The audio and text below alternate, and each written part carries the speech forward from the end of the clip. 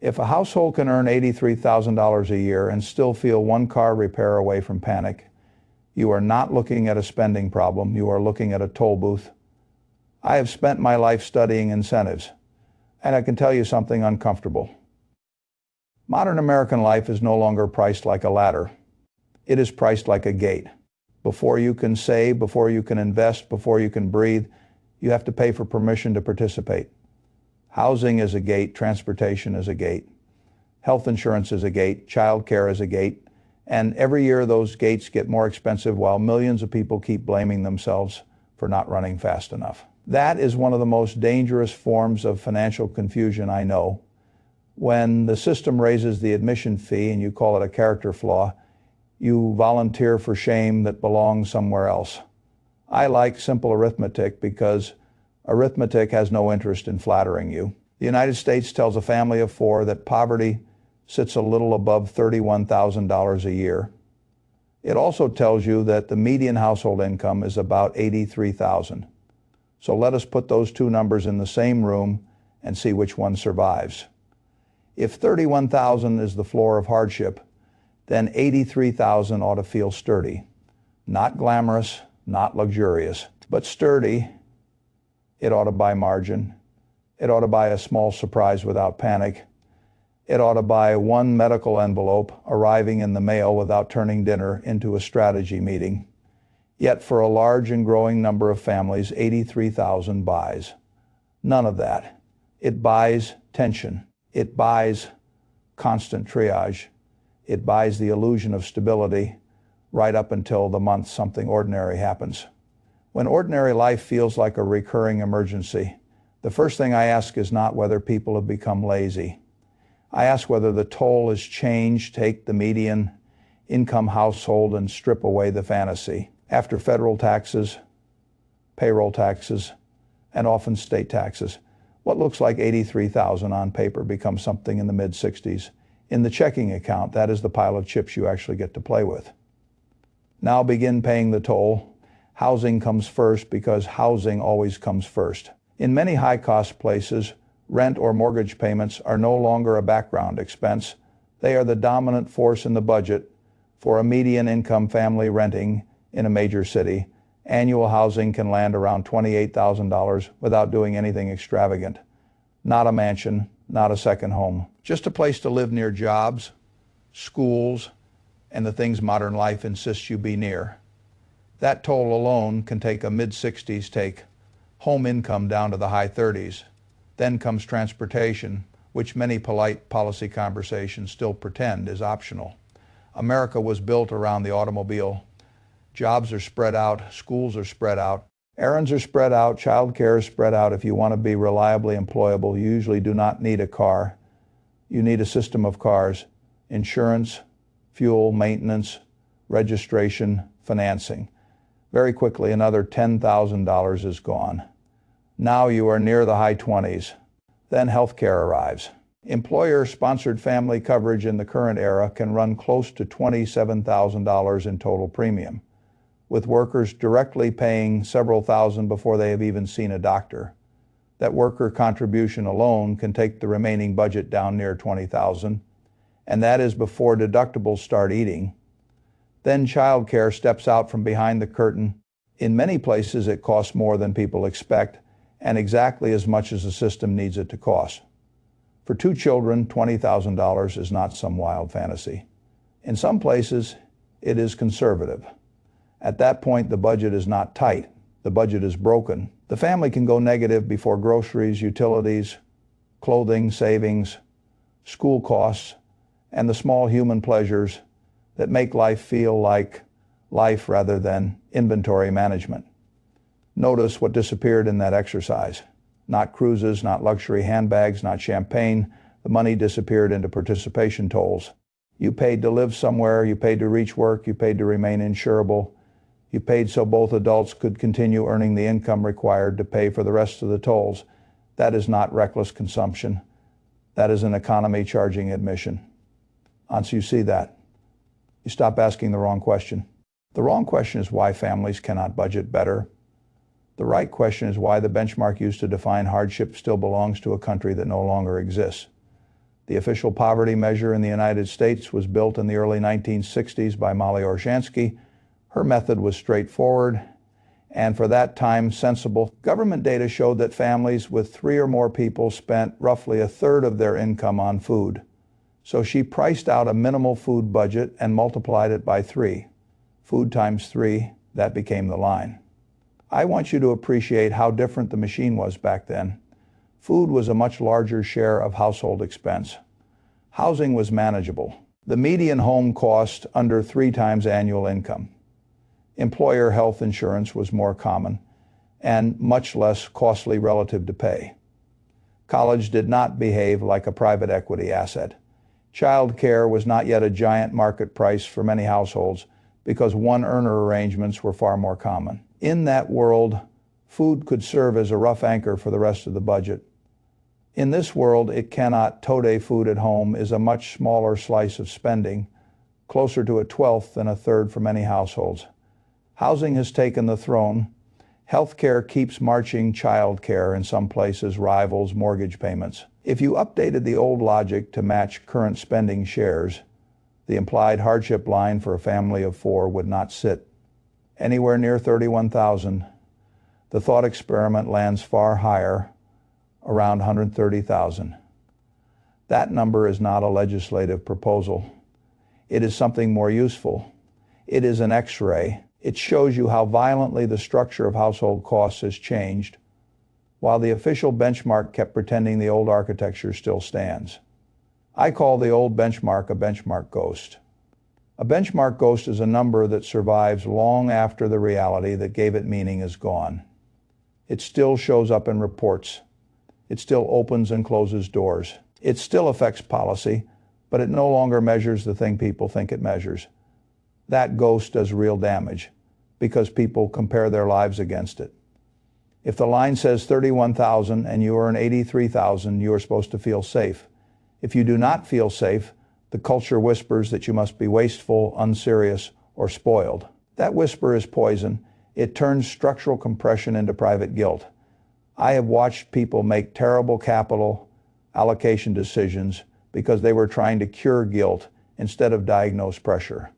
They tell themselves they need more discipline when what they actually need is a clear map of which costs are discretionary and which costs are tolls. They cut the visible pleasures and ignore the structural drains. They shame the coffee and finance the second car. They argue over groceries and ignore the housing decision that swallowed half the future. A bad inner scorecard can bankrupt you faster than a bad market year. There is another reason the benchmark ghost survives.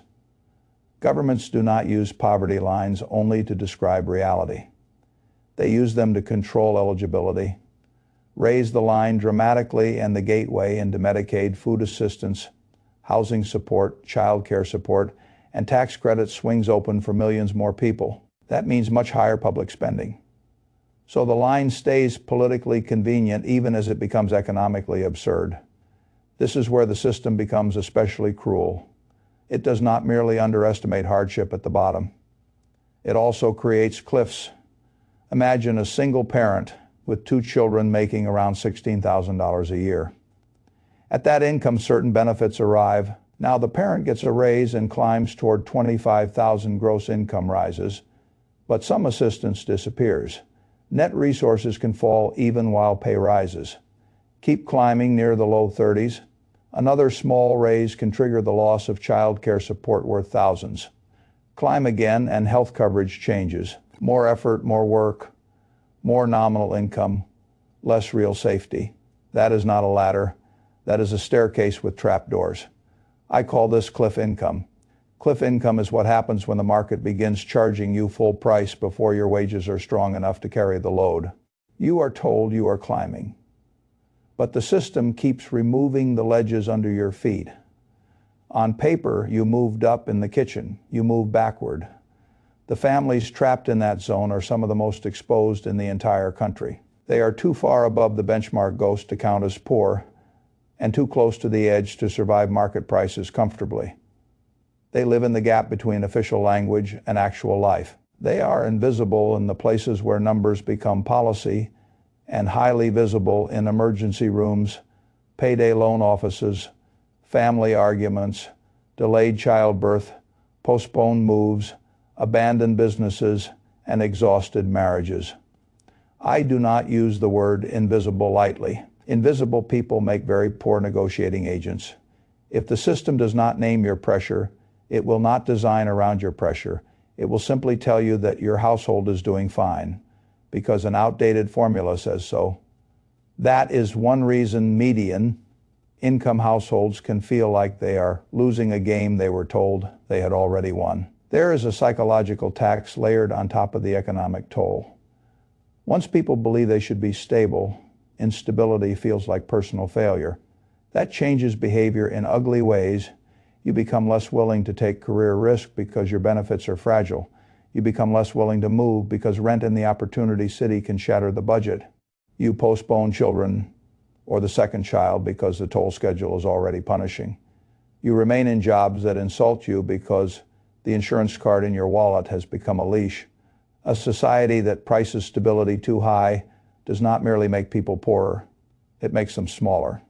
This is where the worker versus owner distinction starts to matter in a deeper way than people think. Most workers are not only selling time, they are also renting access to a cost structure they do not control. They rent housing in a market that reprices against them. They rent mobility through cars that depreciate. They rent health access through employers and insurers. They rent childcare so they can keep earning the money required to keep renting everything else. That loop is one of the most expensive machines in modern life. An owner asks a different question. Not what feels affordable this month, but what fixed commitment raises my future toll the most. The worker often chases relief. The owner studies lock. In that distinction can decide whether an income increase makes you freer or simply upgrades the prison. During the pandemic, the country accidentally ran a revealing experiment. Commuting fell away. Child care costs changed. Daily participation costs were disrupted. Some of the toll booths temporarily stopped charging at full volume. Personal savings shot upward, hitting an extraordinary rate. Many people looked at those numbers and concluded that households had suddenly become virtuous. That was not the whole story. A big part of the story was that the machine stopped extracting some of its ordinary admission fees for a brief window. That is a very important clue. When savings improve the moment the participation toll relaxes, you are not looking at a population ruined by lattes. You are looking at a system with too many gates. And when the economy reopened, the gates returned heavier than before. Mortgage rates climbed. Home prices stayed high. Insurance rose. Health premiums kept running. Home ownership became unaffordable in many states. The toll resumed with interest. On paper, however, the national data can still tell a cheerful tale.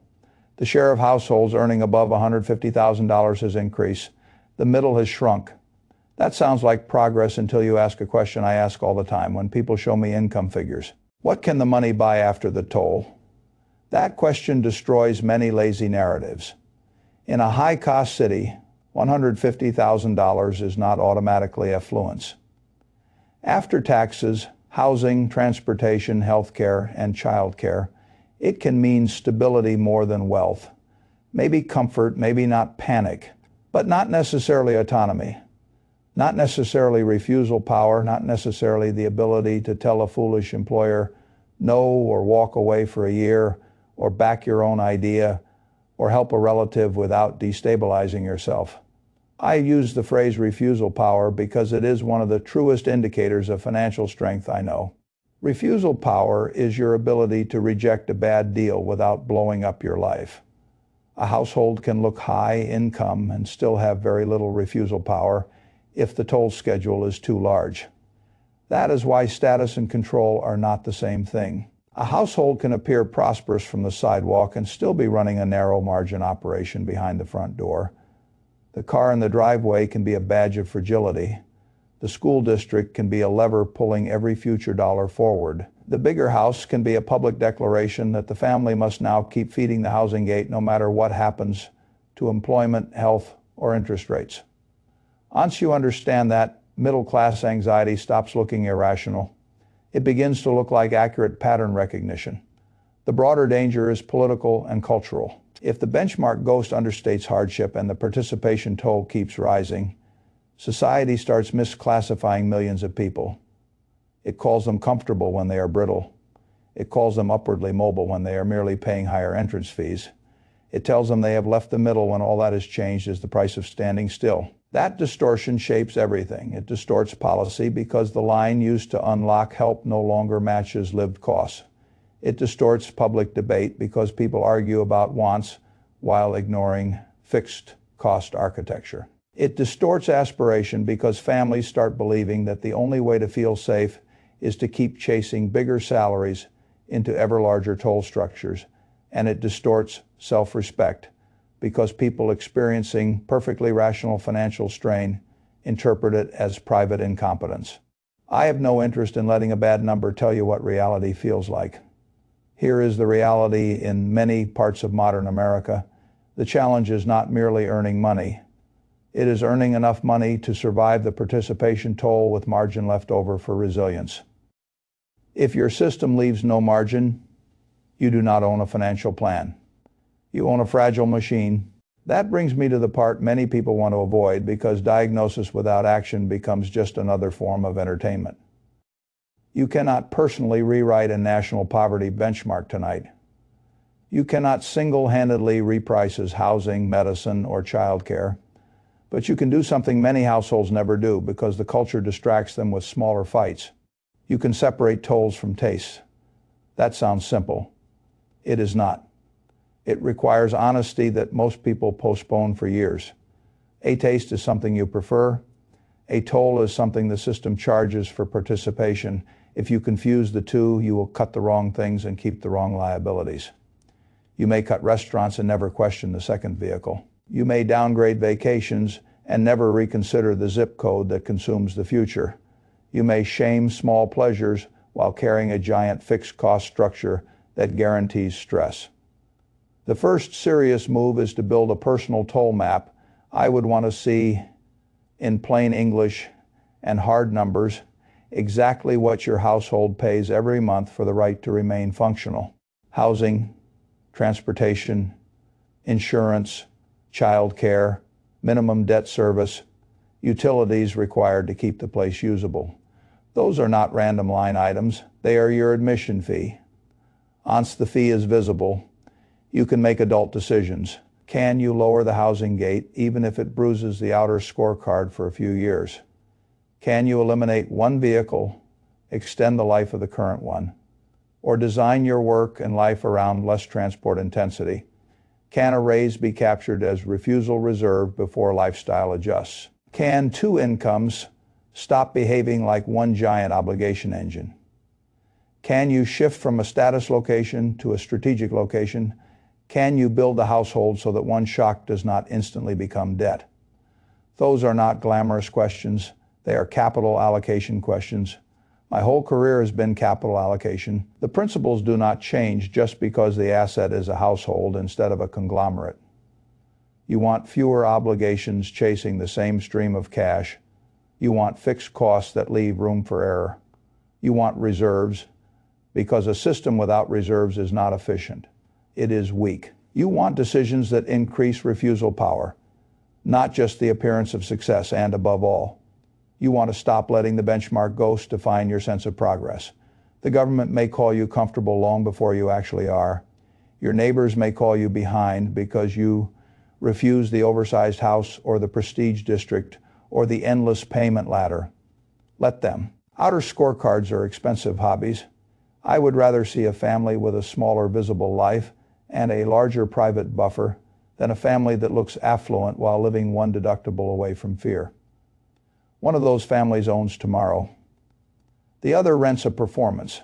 There is another strategic point hiding here that matters enormously. When participation tolls rise, the value of ownership rises with them. Not ownership as a slogan, ownership as a system. Skills that widen your geographic options matter more. Savings that shorten your dependence on bad employers matter more. Investments that slowly create non-labor income matter more. Reputation for reliability still matters, but not if it traps you as the irreplaceable workhorse in a place that will never share upside. In a high-toll economy, flexibility is not a lifestyle luxury. It is armor. That is why I push so hard on fixed commitments. The modern economy already imposes plenty of them. You do not need to volunteer for more unless they clearly strengthen your position. The wrong house can be a 20-year tax on courage. The wrong car stack can be a 5-year tax on savings.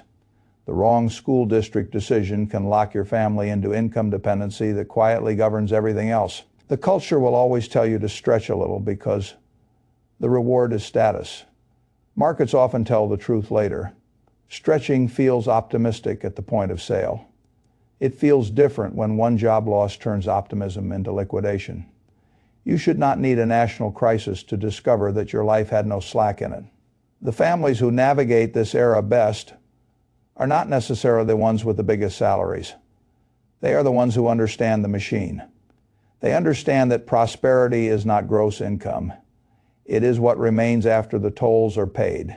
It is not the ability to qualify. It is the ability to withstand. It is not being above some official line. It is living far enough above your own break. Even point that one surprise does not rewrite your future. That is a much tougher standard than the benchmark Ghost offers, but it is honest. Honest standards are useful because they force better choices. If I were speaking to a young household today, I would say this as plainly as I know how. Do not ask whether your income sounds good at a barbecue. Ask whether it leaves margin after the gates. Do not ask whether the bank will approve the payment. Ask whether the payment reduces your refusal power. Do not ask whether the official line says you are safe. Ask whether your actual structure can absorb reality. Those are very different questions. One belongs to the outer scorecard. The other belongs to your life. And if you are angry listening to this, that is reasonable. You were sold a story in which median income meant middle-class stability. In many places, it no longer does. You were told higher earnings automatically meant security. In many households, they merely fund higher tolls. You were taught to interpret strain as a budgeting flaw, when often it is the mathematical consequence of an economy that repriced the basics and left the measuring stick behind. But anger alone does not allocate capital. You still have to choose how you will respond. You can keep treating every raise as permission to buy a more expensive admission ticket. That is what millions of people do. They move closer to the gate, dress better for the gate, borrow more for the gate, and then wonder why they never feel inside the kingdom. Or you can become ruthless about the toll. You can refuse to let housing swallow the compounding years. You can refuse to let transportation become identity. You can refuse to let every gain in income be pre-assigned to fixed payments. You can build reserves before appearances. You can treat flexibility as a return on capital. You can choose control over display. That is not a perfect solution to a distorted system. It is something better. It is a strategy. And strategy is what separates the household that gets priced by the world from the household that quietly builds a position against it. In the end, the most dangerous lie in personal finance is not that money does not matter. Money matters enormously.